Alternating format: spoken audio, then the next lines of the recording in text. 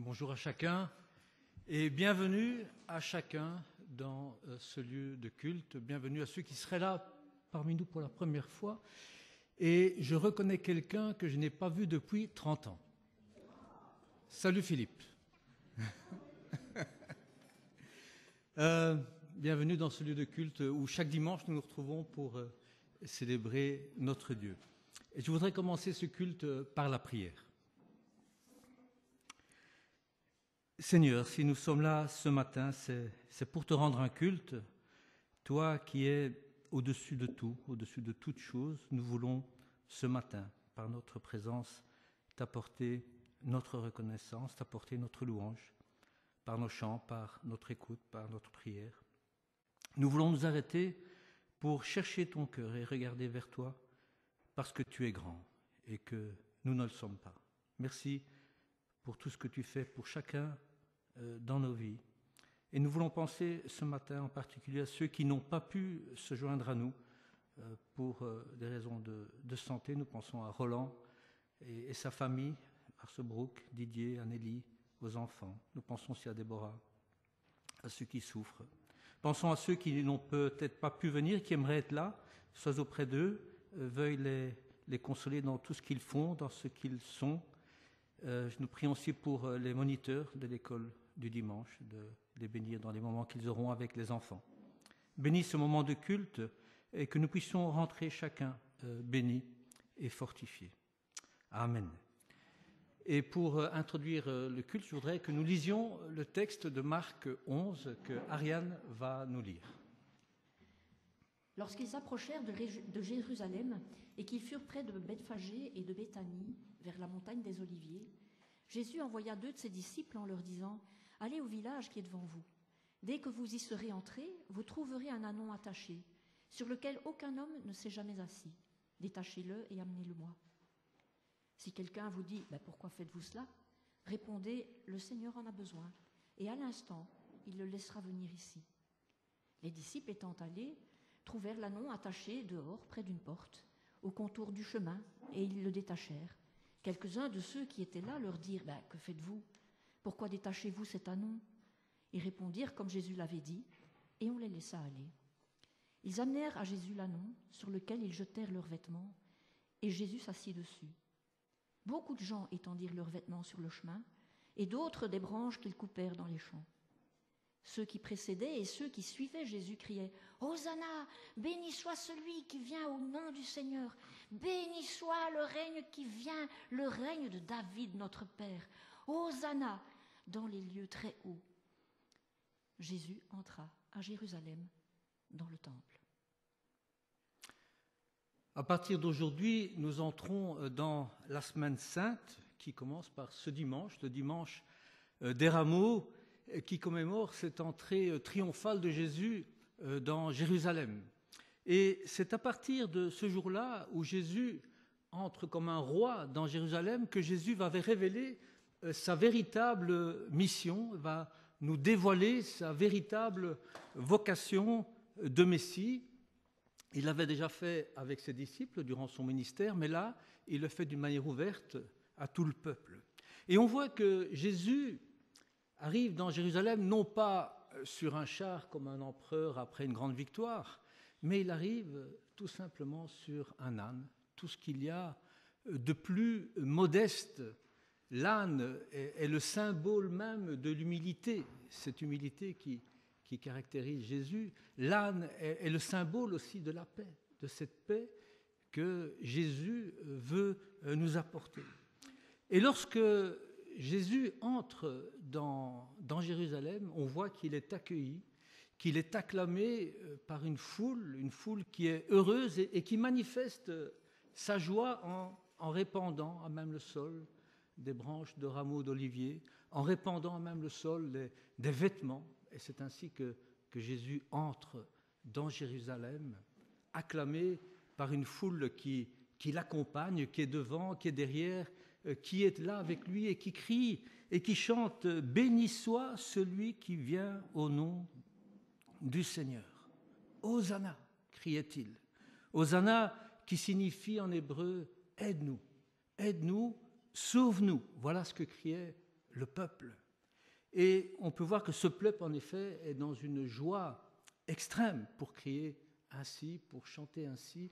Alors nous aussi, ce matin, comme ces hommes et ces femmes qui ont accueilli Jésus, puissions nous aussi accueillir par notre chant Jésus ce matin, en chantant ces paroles qui nous disent « En te voyant, nous retrouvons la force de vivre. Quand nous sommes en ta présence, nos craintes fuient et nous t'accueillons parmi nous. Sois le bienvenu. » Chantons ensemble ce chant Hosanna et nous pouvons nous lever si nous le souhaitons ou rester assis si nous le souhaitons.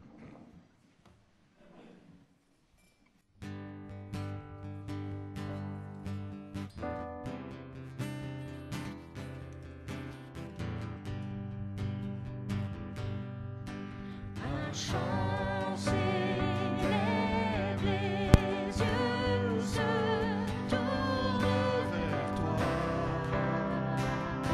se tournent vers toi. L'espoir renaît, les cœurs soupirent après toi. Oui, après toi. En te voyant, nous retrouvons la force de vivre. Quand nous sommes en ta présence, nos craintes fuient, elles s'enfuient. Hosanna, Hosanna, tu es le roi, le sauveur, à toi la gloire et l'honneur. Hosanna, Hosanna, nous t'accueillons parmi nous. Sois le bienvenu en Jésus.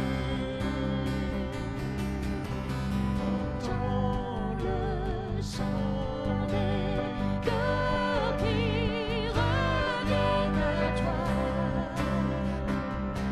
Reviennent à toi. Dans ton royaume, les vies brisées sont restaurées. Sont restaurées. En te voyant, nous retrouvons la force de vivre. Quand nous sommes en ta présence, nos craintes fuient, elles s'enfuient. Hosanna, Hosanna,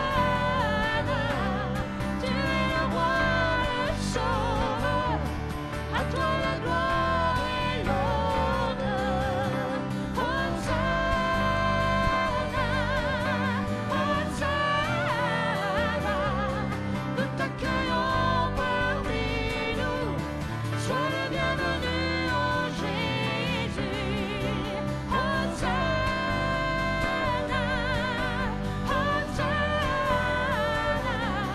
tu es le roi, le sauveur, à toi la gloire et l'honneur. Hosanna, Hosanna, nous t'accueillons parmi nous. Sois le bienvenu en Jésus. Hosanna, Hosanna.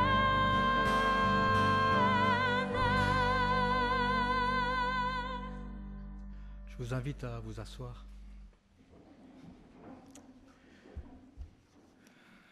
Alors en entrant dans Jérusalem, Jésus va commencer son chemin de la passion, complètement libre, mais en même temps complètement lucide de ce qu'il attend. Parce que cette foule qui l'acclame, cette foule qui intuitivement crie « Hosanna », sauve-nous, aide-nous, béni soit celui qui vient au nom du Seigneur. Cette même foule qui est composée de gens simples, de gens ordinaires, de gens humbles, eh bien cette foule va être manipulée par les chefs religieux, par les maîtres de la loi, ceux qui savent, ceux qui ont la vérité infuse, les sachant. Et cette foule sera et demandera la mort de Jésus quelques jours plus tard. Celui que chacun accueillait comme un espoir, comme une délivrance, va demander la mort. Quel tableau noir, sombre, l'attitude de l'humain. Et pourtant, malgré cela, il y a un sujet de réjouissance. Parce qu'il y a cette promesse que nous retrouvons dans le psaume 118, verset 24, et qui dit ceci. « C'est ici la journée que l'Éternel a faite, qu'elle soit pour nous un sujet de joie. » Alors c'est un verset que parmi nous certains connaissent bien, un encouragement puissant, à savoir que chaque jour de vie qui nous est donné est un véritable cadeau de Dieu. Mais ce verset nous parle en particulier de ces jours de la passion de Jésus, notamment ce jour où il est mort sur la croix et le jour où il est ressuscité. Et il y a là, dans ce verset, un appel à se réjouir de ce que Dieu nous a donné en premier, c'est-à-dire son Fils Jésus, qui a accepté ce chemin de croix pour finalement mourir et ressusciter d'entre les morts. C'était là sa vocation. Et au verset 21, 22 et 23 du même chapitre, eh bien, nous retrouvons le contexte de ce verset 24 qui dit ceci. « Je viens te célébrer car tu m'as répondu et tu es mon salut. La pierre rejetée par ceux qui la bâtissaient est devenue la principale de l'angle. C'est l'œuvre du Seigneur, un miracle à nos yeux. C'est la journée que l'Éternel a faite. » Cette journée mise à part pour cet événement divin, ce jour où Jésus a vaincu la mort. Alors voilà le sujet de notre joie. Voilà ce qui devrait être le sujet de notre méditation durant cette semaine sainte, et que chaque jour de ma vie, quand je reconnais que Dieu accomplit tout ce qui est noté dans ce verset 24, quand je reconnais que malgré le poids de mes fautes, malgré ce que je suis, eh bien oui, Dieu exerce sa miséricorde, il exerce sa grâce sur moi. Alors il y a dans ce verset 24 toute l'expression de ma foi, toute l'expression de ma confiance, moi qui suis un enfant racheté. C'est ici la journée que l'Éternel a faite. Qu'elle soit pour nous un sujet de joie. Chantons ce chant qui nous dit « Voici l'aurore d'un nouveau jour, la journée que l'Éternel a faite. Pour toi, un chant doit s'élever et qu'à la fin du jour, je te chante encore. » Chantons ce chant de tout notre cœur, je dirais, et en tout cas avec toute notre reconnaissance. Nous pouvons nous lever pour chanter ce chant.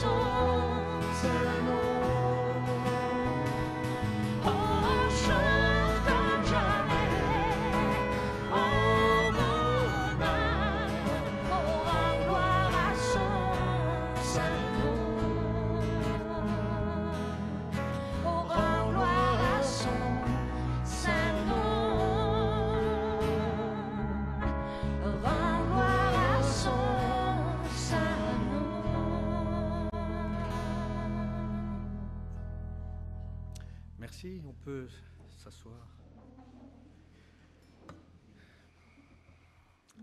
Donc aujourd'hui, nous sommes le dimanche des Rameaux et nous nous rappelons de cette entrée dans la joie de Jésus dans Jérusalem. Et de la même manière qu'il est entré dans Jérusalem avec la même vocation qu'il avait à accomplir, eh bien, il veut rentrer chez nous. Il veut entrer chez nous et nous rejoindre jusqu'au fond de nos cœurs.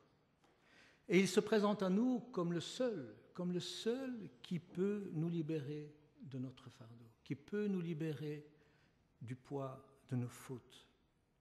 Jésus nous appelle à être libres, à être, libérés de tout ce qui peut nous replier sur nous-mêmes, afin d'être libres d'aimer comme lui, il a aimé. Et lui seul peut nous amener à une vie plus humaine. Lui seul peut nous amener à une vie plus solidaire. Jésus n'est pas cet homme qui représente la force, la puissance. C'est un homme doux et humble, à l'image de son entrée dans Jérusalem sur cette âne, sans éclat. Jésus, cet homme doux et humble, a donné à l'humanité le plus grand amour. Parce que quelques jours plus tard, il sera crucifié, en portant sur lui le péché de toute l'humanité. Et cela par amour pour chacun d'entre nous. Et la seule couronne qu'il y aura sur sa tête de roi, ce sera une couronne d'épines, une couronne de mépris. Alors, c'est ce que nous commémorons chaque dimanche, en prenant le pain et le vin. Ce pain qui est le symbole de ce corps qui nous a été donné, et ce vin qui est le symbole de ce sang qui a été versé pour chacun d'entre nous par amour.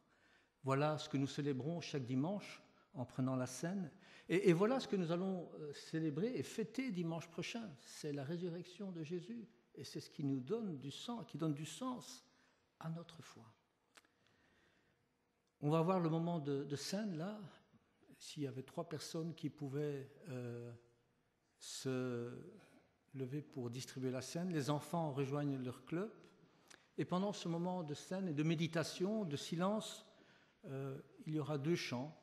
Si vous voulez les écouter, vous pouvez ne pas chanter. Si vous avez envie de chanter, vous pouvez chanter. Recueillons-nous pour ce moment de scène.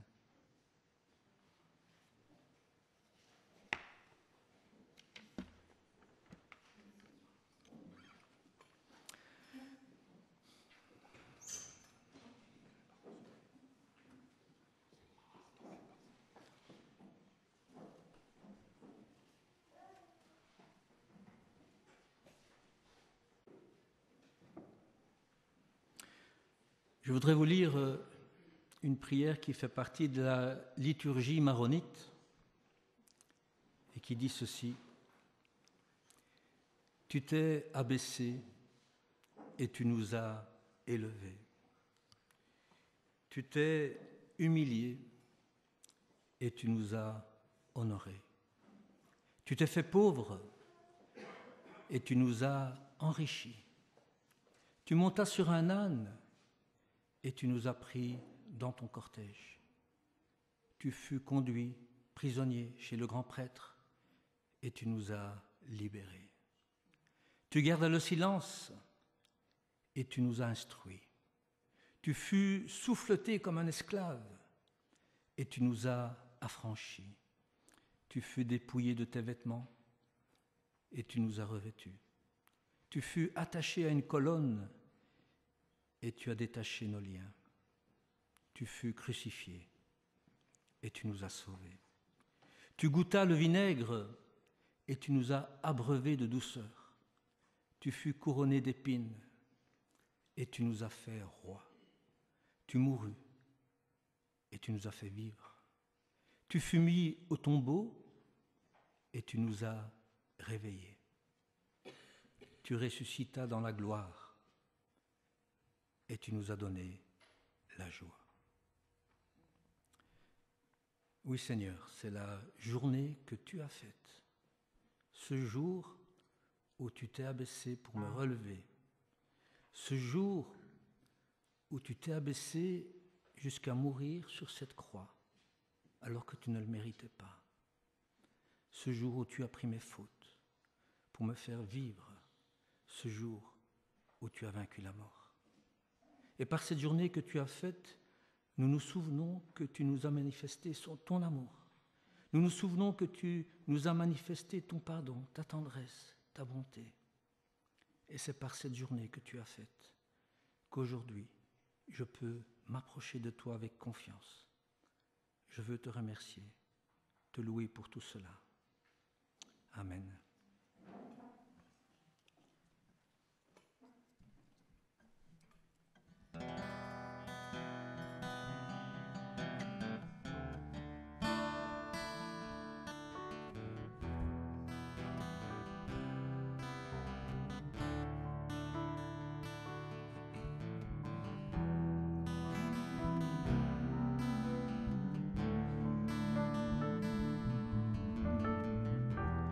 Je dépose devant toi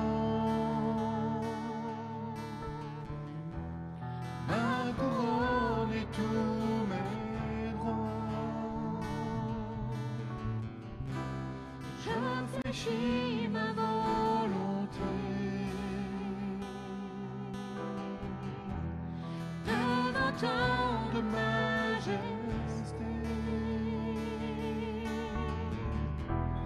Je dépose devant toi ma couronne et tous mes droits. Je fléchis ma volonté devant tant de majesté. J'ouvre mon cœur à ton esprit. J'ouvre mon cœur à ton esprit.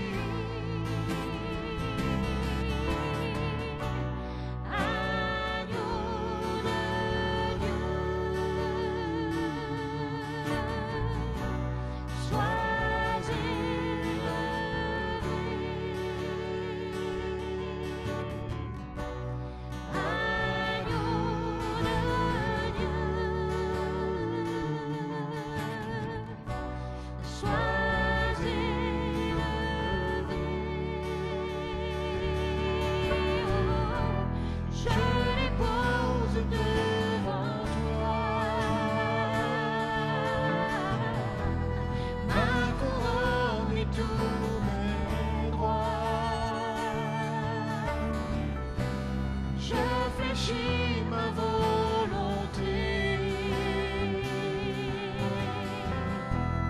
devant tant de majesté, je dépose devant toi ma couronne et tous mes droits. Je fléchis ma volonté devant tant de majesté. J'ouvre mon cœur à ton esprit. J'ouvre mon cœur à ton esprit. Agneau de Dieu,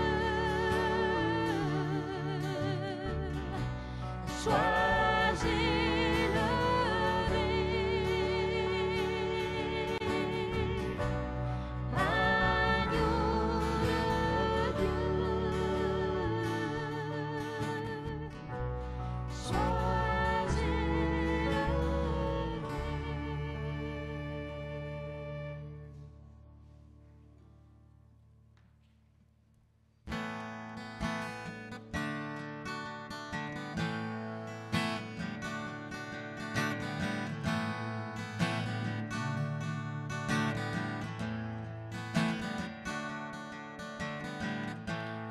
toi les humbles sont bénis, en toi les faibles sont affaiblis, les cœurs brisés tu rétablis, donnant la vie.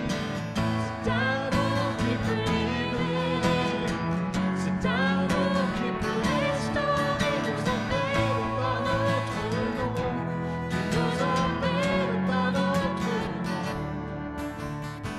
Ce Dieu qui créa tout l'univers, ce Dieu qui va mourir au calvaire, nous appelle par notre nom, tu nous appelles par notre nom.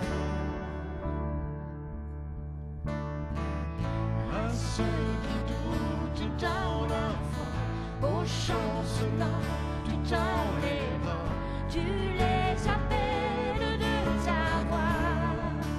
Venez à moi, cet amour qui peut libérer, cet amour qui peut restaurer, nous appelle par notre nom, tu nous appelles par notre nom. Ce Dieu qui créa tout l'univers, ce Dieu qui va mourir au calvaire, nous appelle par notre nom, tu nous appelles par notre nom. Oh, oh, de ta voix, tu nous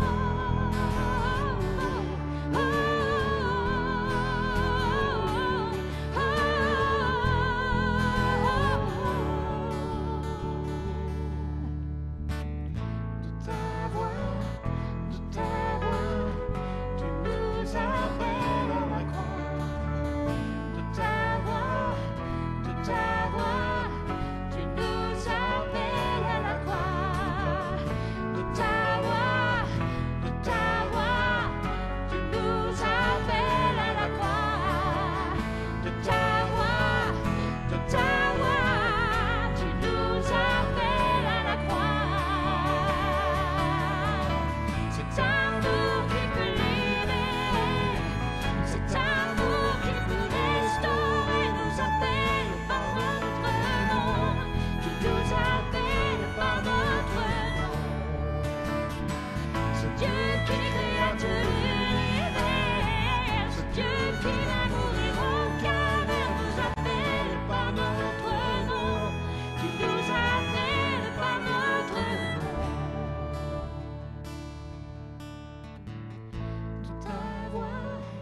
De ta voix, tu nous appelles à la croix. De ta voix, tu nous appelles à la croix.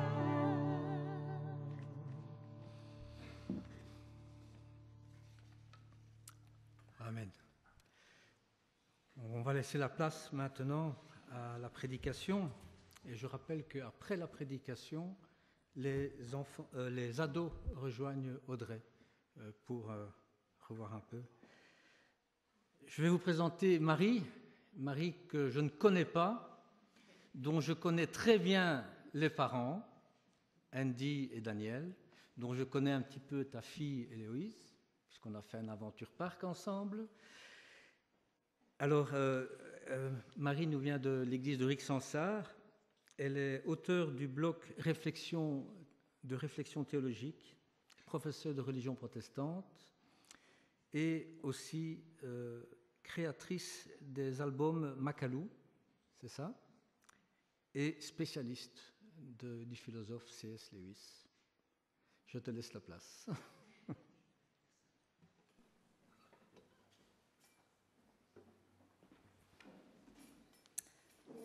Bonjour à chacune et à chacun. C'est un vrai plaisir pour moi d'être ici pour la première fois dans la communauté de Stockel, donc j'ai souvent entendu parler, donc c'est un plaisir d'être ici. Et d'être ici en particulier en ce dimanche des rameaux. Pas de problème.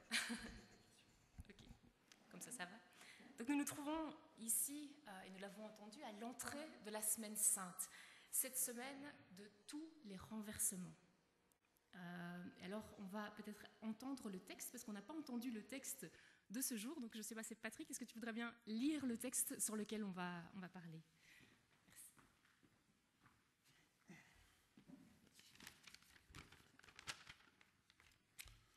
Alors, il s'agit de Jean 11, chapitre 1 à 7 pour commencer.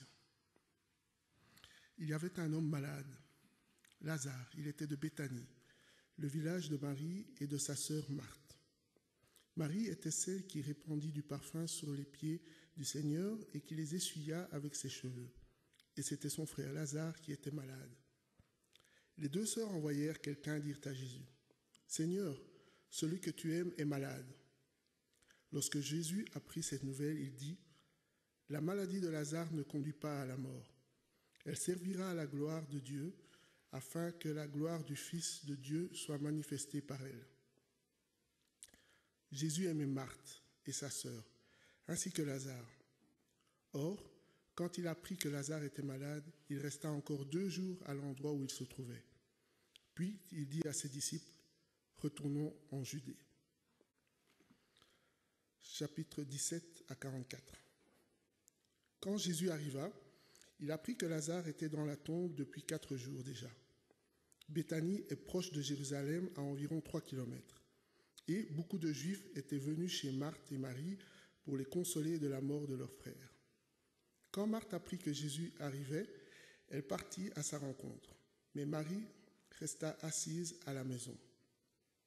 Marthe dit à Jésus, « Seigneur, si tu avais été là, mon frère ne serait pas mort. Mais je sais que maintenant, encore, tout ce que tu demanderas à Dieu, Dieu te le donnera. » Jésus déclara, « Ton frère ressuscitera. » Marthe répondit, « Je sais qu'il ressuscitera lors de la résurrection des morts au dernier jour. » Jésus ajouta, « Moi je suis la résurrection et la vie. Celui qui croit en moi vivra, même s'il meurt. Et celui qui vit et croit en moi ne mourra jamais. Crois-tu cela ? » « Oui, Seigneur, déclara-t-elle, je crois que tu es le Christ, le Fils de Dieu, celui qui vient dans le monde. » Après avoir dit cela, Marthe s'en alla appeler sa sœur Marie et lui dit en privé, « Le maître est là et il te demande. » À ces mots, elle se leva immédiatement et alla au-devant de Jésus. Or, Jésus n'était pas encore rentré dans le village, mais il se trouvait toujours à l'endroit où Marthe l'avait rencontré. Quand les Juifs qui étaient dans la maison avec Marie pour la consoler la virent se lever en hâte et sortir, ils la suivirent. Ils pensaient qu'elle allait au tombeau pour y pleurer. Marie arriva là où se trouvait Jésus. Dès qu'elle le vit, elle se jeta à ses pieds et lui dit, « Seigneur, tu avais été là. Si tu avais été là, mon frère ne serait pas mort. » Quand Jésus la vit pleurer, et les Juifs qui étaient venus avec elle, il ressentit une forte colère et se troubla. Il leur demanda, « Où l'avez-vous mis ?»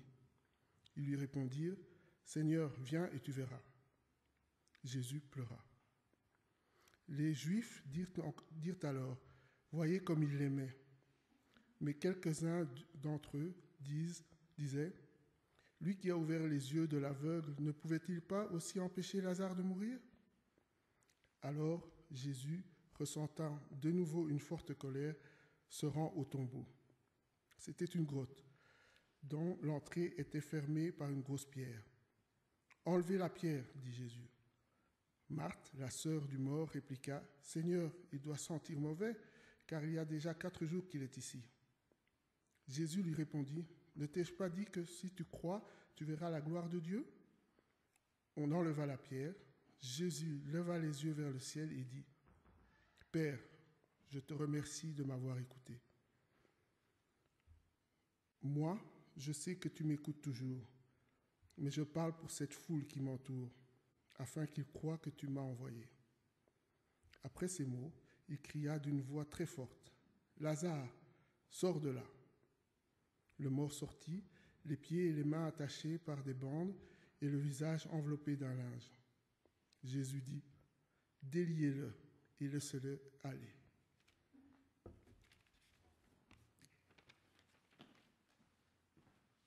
Merci.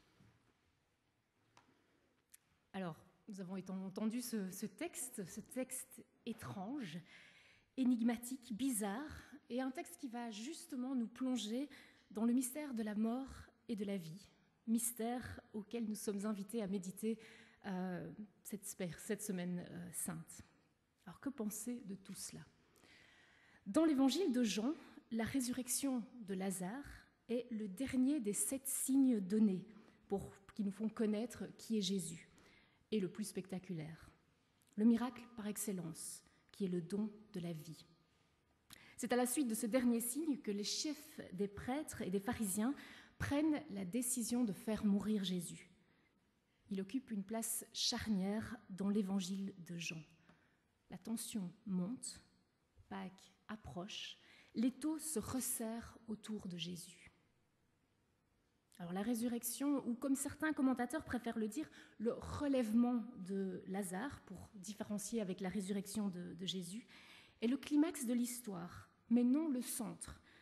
Alors malgré l'importance de ce signe, je ne sais pas si vous avez remarqué, mais la résurrection de Lazare, elle n'occupe en soi que 7 versets de ce long chapitre 11, et on n'a même pas encore entendu tout le chapitre. Le récit tourne autour des conversations que Jésus a avec plusieurs personnes alors qu'il voyage vers le tombeau de son ami Lazare, au point que l'on peut se demander s'il n'est pas question de plusieurs relèvements dans ce texte. Donc un texte et une histoire bien étrange. Un homme est malade. Cet homme, nous dit Jean, se nomme Lazare, qui est la forme abrégée du nom Élazar et qui signifie « Dieu aide ».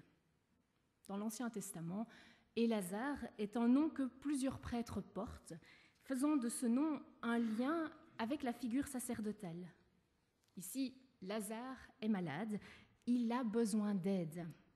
Alors pour le théologien Egbert Rose, Lazare symbolise Israël et est en particulier le rôle des prêtres au temps de Jésus et à la fin du 1er siècle, quand Jean écrit son évangile. Est-ce que leurs pratiques reflètent le fait que Dieu aide, ou au contraire sont-ils malades et ont donc eux-mêmes besoin d'aide ? Alors, face à la maladie de leur frère, les 2 sœurs de Lazare n'ont plus beaucoup d'espoir et elles contactent Jésus dans un dernier geste.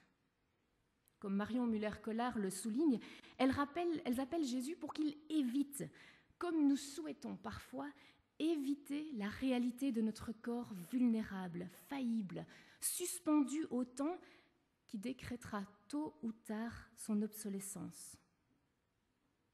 Elles lui font parvenir un message. « Seigneur, celui que tu aimes est malade. » Une amitié existe entre Lazare, Marthe, Marie et Jésus. Et c'est au nom de cette amitié que les sœurs font appel à Jésus. Elles savent qu'il peut guérir leur frère. Et elles font appel à lui, même si elles savent qu'il est en danger s'il vient chez elles, et elles attendent.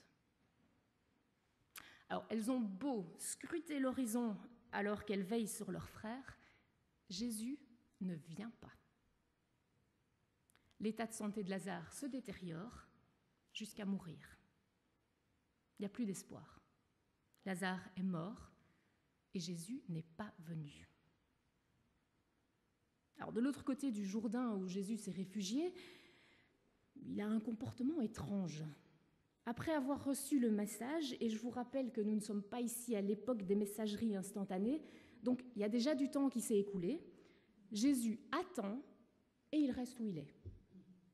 Jean insiste en disant que Jésus aime Lazare et ses sœurs d'un amour qui dépasse l'amitié. Il est solidaire avec eux. Le lien qui les unit est si fort qu'il souhaite la vie pour eux. Ils sont soudés au-delà de potentielles différences. Alors, pourquoi ne pas répondre immédiatement à la requête des 2 sœurs ? Jésus explique que la maladie de Lazare servira à la gloire de Dieu et il attend 2 jours avant d'y aller. Énigmatique, ce Jésus. Alors quand finalement Jésus arrive près de Béthanie, la maison des pauvres, il apprend que ça fait 4 jours que Lazare est dans la tombe. Il n'est même pas question ici de 3e jour, le moment où, dans la pensée hébraïque, le changement peut encore s'opérer. Le texte nous indique que Lazare est irrémédiablement mort. Il n'y a plus d'espoir, il ne reste plus qu'un corps enterré, sans plus aucun souffle de l'esprit en lui. Alors c'est au seuil du village que Marthe et Marie vont rencontrer Jésus chacune à leur tour. L'une après l'autre, les deux sœurs se rencontrent et l'interpellent avec les mêmes mots. « Seigneur, si tu avais été là, mon frère ne serait pas mort. » Et au-delà de ces premiers mots, des postures, des mots, des silences qui vont trahir des vécus différents. Jésus rencontre Marthe et Marie là où elles en sont, dans leur vécu, dans leur deuil, dans leur personnalité. On dirait de nos jours qu'il a une approche différenciée. Alors nous rencontrons Marthe d'abord. Elle vient à la rencontre de Jésus dès qu'elle apprend qu'il arrive. « Seigneur, si tu avais été là, mon frère ne serait pas mort. Si seulement. Mais je sais que tu peux encore changer les choses. » S'entame un dialogue entre Jésus et Marthe. Un dialogue où Jésus part du vécu de Marthe pour l'emmener au-delà, pour lui faire réfléchir à ses propres croyances et lui faire comprendre qui il est réellement. « Ton frère ressuscitera. » « Oui, oui, je le sais, au dernier jour. » Marthe répète ce qu'elle a appris, mettant en avant une croyance du judaïsme rabbinique. Mais est-ce que c'est suffisant comme réponse ? Devant la brutalité de la mort qui continue à œuvrer, n'avons-nous rien d'autre à dire ? Oui, l'espérance est là. Mais elle semble faible et lointaine face à cette mort, à ce désespoir, cette déception qui est en elle, alors que Jésus n'est pas venu à temps. Jésus lui répond alors par cette parole connue et tout aussi étrange. « Moi, je suis la résurrection et la vie. Celui qui croit en moi vivra, même s'il meurt. » La résurrection, c'est l'espérance pour demain. Mais Jésus y promet également la vie, et ce, dès aujourd'hui, même là, devant le tombeau de ce frère. La confiance en Jésus mène à la vie dès maintenant. Même s'il meurt, celui qui croit en moi vivra. Et Marthe de répondre « Oui, oui, je crois cela. Je crois que tu es le Christ, le Fils de Dieu, celui qui vient dans le monde. » Tout n'est pas clair. Mon frère est mort et enterré. Je sais qu'il ressuscitera à la fin des temps, mais je crois que tu es la vie. Par ces paroles, Jésus relève Marthe. Elle est comme emplie d'une nouvelle vie. Avec un regain nouveau, elle va chercher Marie en secret à l'appel de Jésus. Alors moi, je l'imagine courir vers elle avec cette once de vie en plus qui change le regard sur une situation sans que celle-ci ait pour autant changé. Alors à son tour, Marie se lève en hâte et arrive où est Jésus, toujours en dehors du village, dans cet espace liminal entre le village et l'extérieur, dans cet espace entre deux réalités, deux endroits, cet espace où il peut se passer quelque chose. C'est là que dans un geste désespéré, elle tombe aux pieds de Jésus comme morte et elle pleure, répétant la phrase déjà prononcée par Marthe. Ce geste va devenir une prière qui va émouvoir Jésus et qui lui aussi, contre toute attente, fond en larmes. Jésus est profondément troublé, en colère même, nous dit le texte, à la vue de Marie et de sa peine. En colère contre cette injustice qu'est la mort. Il rejoint Marie dans sa douleur et il pleure avec elle. Face à Marie, il n'entame pas un débat théologique. C'est pas comme ça que Marie a besoin d'être relevée. C'est physiquement, littéralement qu'il doit la relever. Elle va être remise debout à l'appel de Jésus, ressuscitée ici et aujourd'hui.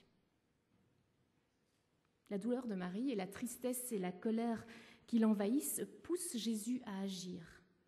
Il se rend au tombeau et il demande que l'on enlève la pierre. Marthe pratico-pratique lui rappelle quand même que le corps est déjà là depuis 4 jours et qu'il doit sentir mauvais. Elle vient de lui dire qu'elle avait confiance en lui, mais quand même. On comprend Marthe, n'est-ce pas? Son dilemme est en quelque sorte le dilemme de tous les croyants. Nous croyons. Mais jusqu'où? Devant ce qui nous semble impossible, sommes-nous prêts à accueillir les possibilités infinies offertes par Jésus? À Dieu, rien n'est impossible. Oui, mais Dieu agira-t-il maintenant encore? Alors Jésus demande d'abord que l'on écarte la pierre. Celui qui gît derrière est exclu de toute relation. Et puis Jésus prie. Alors contrairement aux autres récits de résurrection dans les évangiles synoptiques et dans l'Ancien Testament, il n'y a pas ici de geste, il y a juste une parole. Alors que Marthe et Marie regardent le tombeau, Jésus lève les yeux vers le ciel et prie.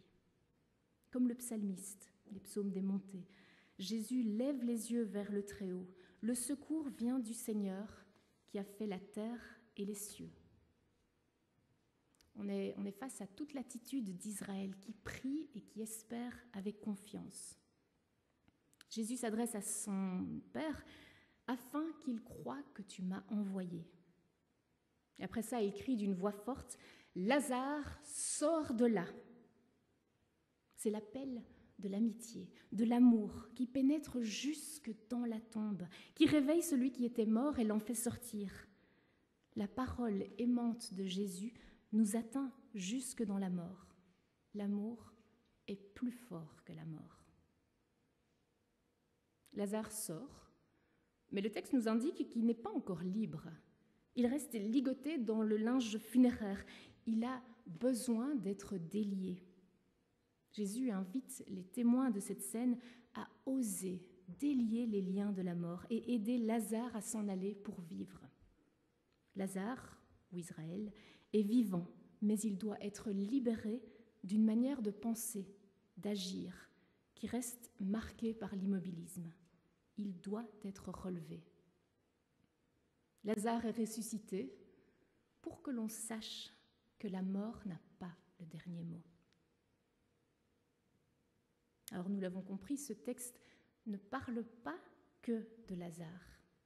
Marthe, Marie, Lazare et dans une certaine mesure, les Juifs et les disciples dont nous avons peu parlé aujourd'hui sont tous relevés, tous remis debout à l'appel de Jésus, à nouveau vivants.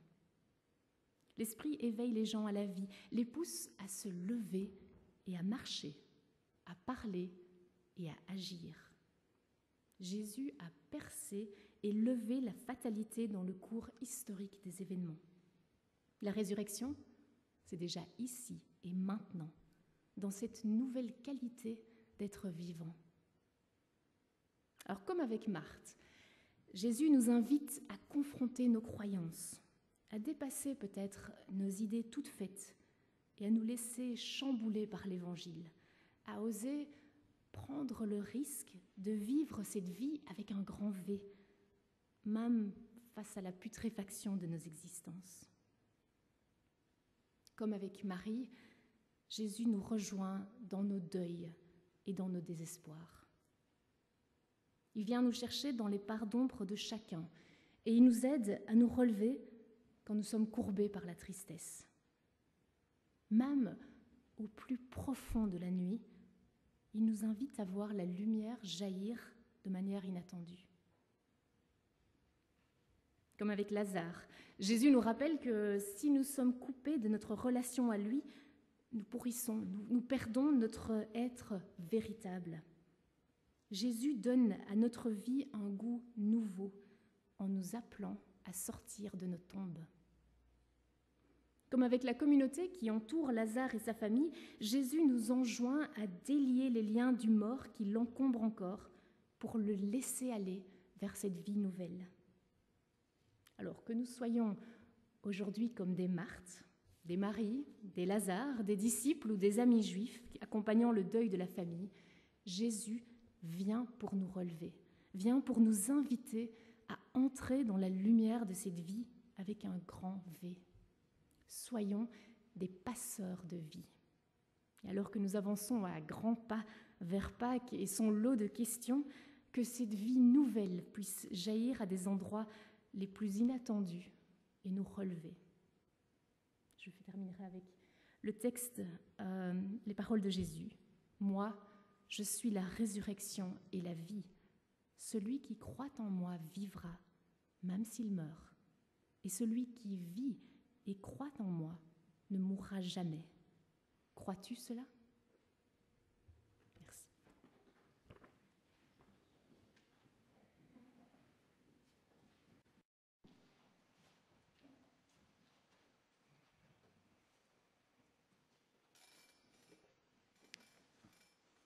Soyons des passeurs de vie.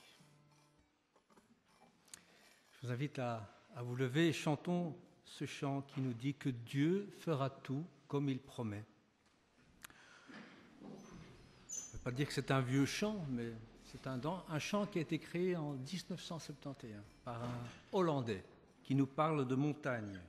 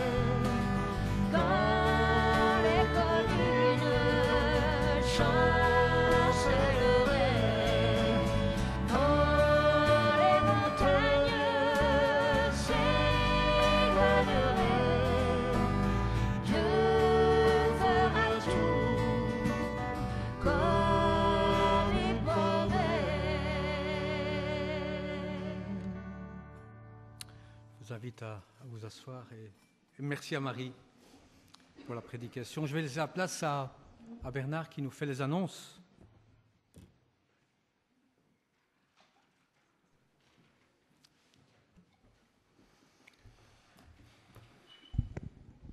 Comme Patrick, je vais me plier en deux.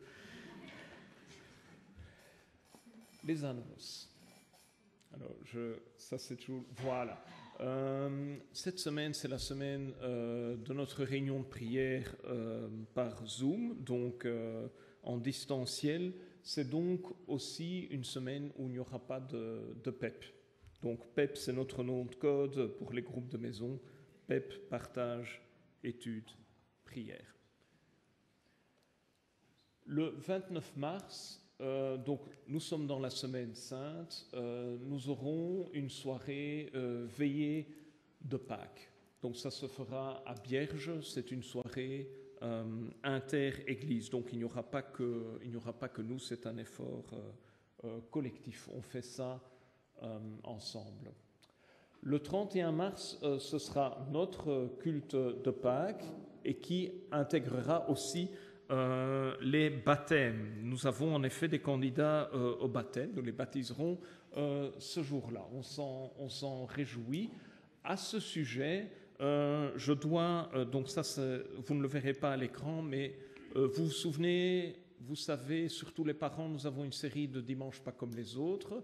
Donc ce sont des dimanches où il y a une activité en parallèle au culte pour les enfants, Alors, il y a des petits flyers qui servent de repère, et là-dessus, je dois indiquer une correction. Il est indiqué qu'il y a une activité le 31 mars, mais on a décidé de la décaler, donc elle aura lieu, sur le flyer, c'est indiqué comme un jeu de piste, ça aura lieu la semaine d'après, donc le 7 avril. Ça, c'est quelque chose qui n'est pas encore corrigé sur le flyer. Voilà. Le 7 avril, une sortie Stockelfen aussi, donc les enfants dimanche pas comme les autres, suivi d'une sortie Stockelfen. Pensez à vous inscrire. Comme nous faisons passer ce slide chaque dimanche, donc voici les coordonnées de nos pasteurs. Attention, Lydia est encore en congé parental jusqu'en juin. Et voilà les moyens de communiquer avec nous, pardon. Les annonces, les dates, tout ça est repris sur un petit feuillet que vous trouvez sur la table du fond. Et vous pouvez aussi le demander par mail, parler à n'importe quel ancien pour vous ajouter à notre liste de mails. Merci. Merci Bernard. Je vous invite à vous lever pour ce dernier chant. Jésus est arrivé sur un âne dans Jérusalem pour nous sauver. Et je vous invite à chanter tous ensemble ce chant qui nous dit « Le roi dans sa splendeur ». Alors, là, tantôt en répétant, était un petit peu partagé parce qu'il y en a qui sont pour la version lente et moi, je suis plutôt pour la version un peu plus swing. On essaiera de trouver un...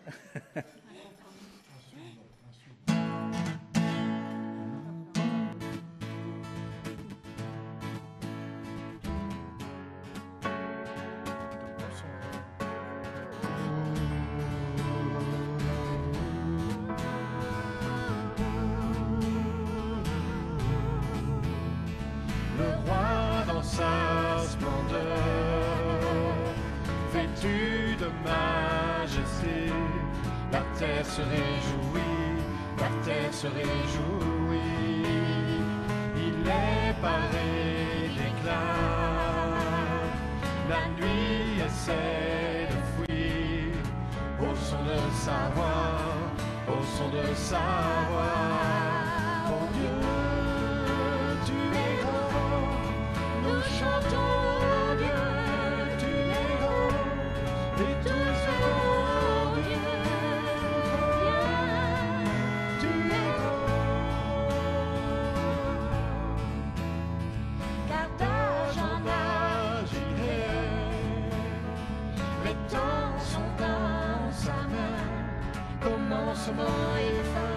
Commencement et fin,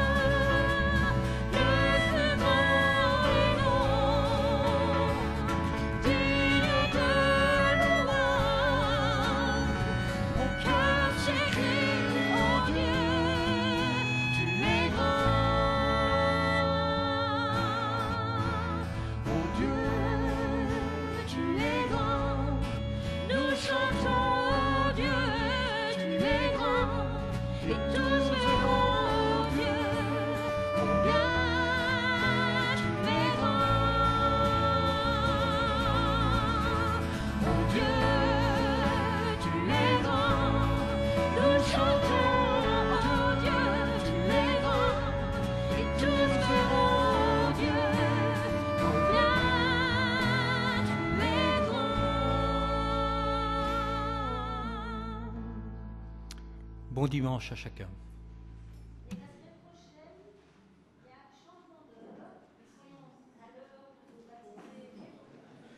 Oui, c'est vrai, changement d'heure la semaine prochaine.